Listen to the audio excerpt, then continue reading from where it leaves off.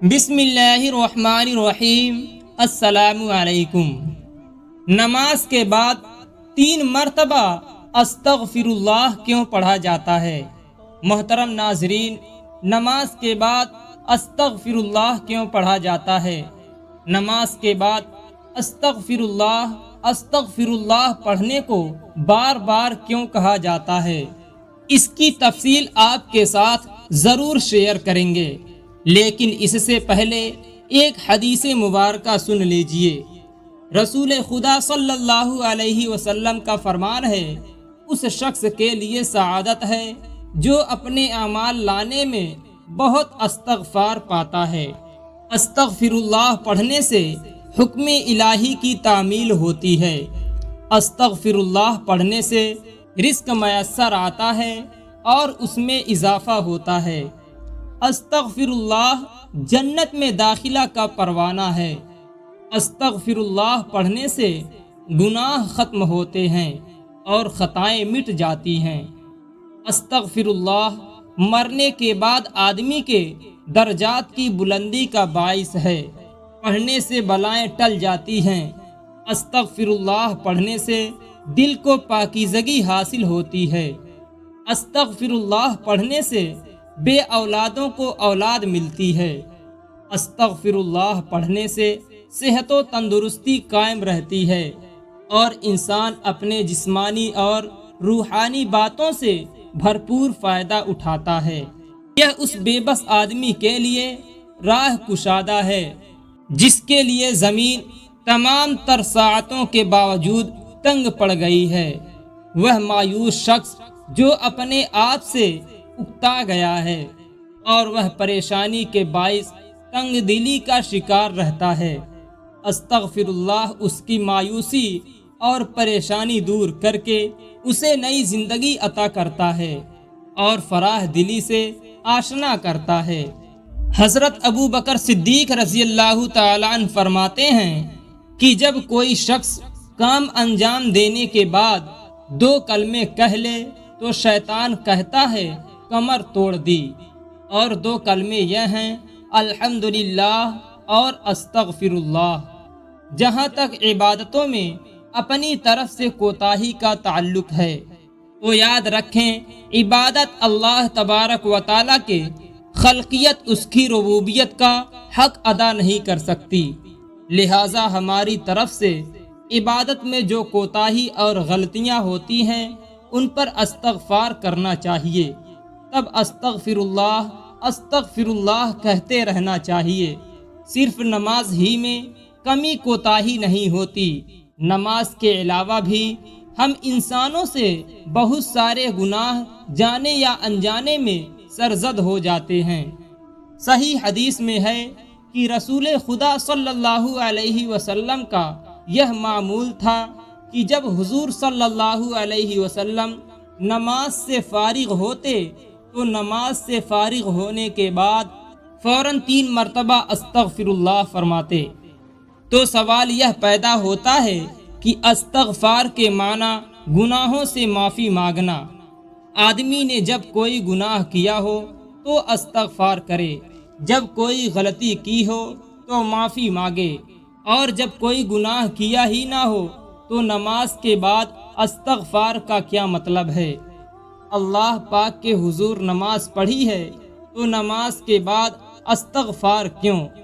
بذا حقیقت یہ ہے کہ اشارہ اس بات کی طرف کرنا مقصود ہے کہ نماز تو بے شک ہم نے پڑھ لی، لیکن جیسا پڑھنے کا حق تھا وہ ہم سے ادا نہ ہو سکا، لہٰذا ہماری نماز میں جو کوتاہی ہے اس پر ہم استغفار کرتے ہیں۔ حضرت عائشہ صدیقہ رضی اللہ تعالی عنہا نبی کریم صلی اللہ علیہ وسلم سے پوچھا کہ یہ عجیب بات ہے کہ ساری رات تو کھڑے ہو کر اللہ تعالی کی عبادت کرتے رہیں، تو صبح کو استغفار کس بات کا کرتے ہیں، اپنے گناہوں کا یا کسی اور بات کا؟ تو نبی کریم صلی اللہ علیہ وسلم نے ارشاد فرمایا، اے عائشہ، وہ استغفار اپنے رات کو کی گئی عبادت کی وجہ سے ہے کہ رات کو کی گئی عبادت میں اللہ اللہ تیری ربوبیت کا حق ہم سے ادا نہ ہو سکا، اس واسطے ہم استغفار کرتے ہیں۔ قرآن کریم میں اللہ تعالیٰ نے نیک بندوں کی تعریف کرتے ہوئے فرماتا ہے، یہ وہ لوگ ہیں جو رات میں بہت کم سوتے ہیں، یعنی رات کے وقت اللہ تعالیٰ کے دربار میں کھڑے ہوتے ہیں، عبادت کر رہے ہوتے ہیں، اللہ تعالیٰ کے حضور میں نماز پڑھ رہے ہوتے ہیں۔ سحری کے وقت وہ اللہ کے حضور استغفار کرتے ہیں۔ خود نبی کریم صلی اللہ علیہ وسلم ساری رات کھڑے رہتے ہوئے پاؤں میں ورم آ رہا ہے، مگر پھر فرما رہے ہیں، اللہ ہم تیری عبادت کا حق ادا نہیں کر سکے، اللہ ہم تیری معرفت کا حق ادا نہیں کر سکے۔ جب نبی کریم صلی اللہ علیہ وسلم عبادت کا حق ادا نہیں کر سکے تو ہم اور آپ کس طرح ادا کر لیں گے؟ کیونکہ انسان اللہ تعالیٰ کی عبادت کا حق ادا نہیں کر سکتا، تو اس کی صورت یہ بتائی کہ اللہ تعالیٰ کی عبادت کے بعد استغفار کر لیا کرو۔ اس کی رحمت ایسی ہے کہ وہ عبادت میں کوتاہی اور غلطیوں کو معاف کرنے کے بعد ان کی تلافی فرمائے گا، اور وہ چیز عطا فرمائے گا جس کا اس نے وعدہ فرمایا ہے۔ حضرت انس رضی اللہ تعالیٰ عنہ سے مروی ہے کہ نبی کریم صلی اللہ علیہ وسلم نے فرمایا، نگرانی کرنے والے دو فرشتے یعنی اعمال لکھنے والے اللہ تعالیٰ کی بارگاہ میں کسی بھی روز کسی کا اعمال نامہ پیش کرتے ہیں، اور اس کے اول آخر میں استغفار ہوتا ہے۔ اللہ تعالیٰ فرماتا ہے کہ میں نے اپنے بندے کا وہ سب کچھ معاف کر دیا جو اس اعمال نامے کے اول آخر کے درمیان ہے۔ شیطان کا حربہ عبادت کے بارے میں دو ہی قسم کا ہوتا ہے۔ ایک حربہ اس کا یہ ہوتا ہے کہ وہ عبادت کے بارے میں بندوں کو تکبر میں مبتلا کرتا ہے کہ میں بڑا عبادت گزار ہو گیا، میں نے اللہ کی بڑی عبادت کی۔ بندے کے دل میں عبادت پر ناز اور گھمنڈ پیدا کرتا ہے تو الحمدللہ کا لفظ شیطان کی کمر توڑ دیتا ہے۔ جو میں نے کیا در حقیقت توفیق کسی اور کی ہے، یہ سب کچھ اسی کی عطا ہے۔ دوسرا حربہ شیطان کا یہ ہوتا ہے کہ شیطان اس بات پر لگا دیتا ہے کہ تیری عبادت کیا، تیری نماز کیا، تیرا سجدہ کیا، اور اس سجدے کی ناقدر کرا کے دل میں مایوسی پیدا کروا دیتا ہے کہ ساری عمر ہو گئی نماز پڑھتے پڑھتے، لیکن نماز پڑھنے کا جو حق تھا وہ ہم سے حق ادا نہ ہو سکا۔ جب وہ حق ادا نہیں ہوتا تو نماز پڑھنے کا کیا فائدہ؟ یہ مایوسی شیطان دل میں پیدا کرتا ہے۔ اس کا علاج حضرت ابو بکر صدیق رضی اللہ تعالی عنہ نے استغفر اللہ کے ذریعے بتا دیا۔ کیا عبادت میں جو کوتاہی ہو اس پر اللہ سے استغفار کرو۔ ایک حدیث مبارکہ میں جناب رسول اللہ صلی اللہ علیہ وسلم نے ارشاد فرمایا کہ جو کوئی استغفار کو لازم پکڑے، اللہ پاک اس کے لیے ہر تنگی میں آسانی، ہر غم سے دوری کا سامان پیدا فرمائے گا، اور اسے ایسی جگہ سے رزق نصیب فرمائے گا جہاں اس کا گمان بھی نہ ہوگا۔ دوسری حدیث مبارکہ میں ارشاد فرمایا گیا ہے، قیامت کے روز جو شخص اپنے نامہ اعمال میں استغفار کی کثرت پائے اس کے لیے خوشخبری ہے۔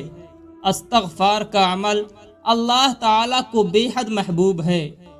اس حدیث مبارکہ میں جناب نبی کریم صلی اللہ علیہ وسلم نے ارشاد فرمایا، جب بندہ اللہ تعالیٰ سے توبہ کرتا ہے تو اس کی توبہ سے رب کریم اس طرح خوش ہوتا ہے جتنا تم سے کوئی اس وقت خوش ہوتا ہے جب وہ اپنی سواری پر جنگل بیابان میں جا رہا ہو، اچانک وہ سواری اس سے گم ہو جائے، اس حال میں کہ اس پر اس کا کھانا اور پانی بھی ہو، وہ اس کی واپسی سے مایوس ہو جائے اور ایک درخت کے سائے میں آ کر لیٹ جائے، ابھی وہ اسی حال میں ہو کہ اچانک دیکھے وہ سواری اس کے پاس کھڑی ہے، بس وہ اس کی لگام تھام لے، پھر مسرت اور شادمانی کی حالت میں یہ کہہ بیٹھے، اللہ تو میرا رب اور میں تیرا بندہ ہوں۔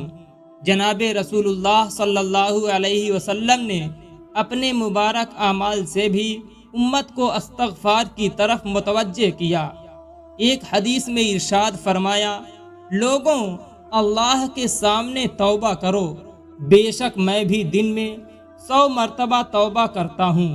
اللہ پاک ہمیں توبہ کرنے کی توفیق عطا فرمائے، آمین۔ دوستوں، امید ہے آپ کو آج کی یہ ویڈیو پسند آئی ہوگی۔ اگر آپ کو ویڈیو پسند آئی ہو تو ویڈیو کو لائک، شیئر اور ایک پیارے سے کمنٹ کے ساتھ ہمارے channel Aftab Alam Islamic official کو ضرور سبسکرائب کر دیں۔ پھر ملتے ہیں کسی دوسری ویڈیو کے ساتھ، تب تک اپنا خیال رکھیں، اللہ حافظ۔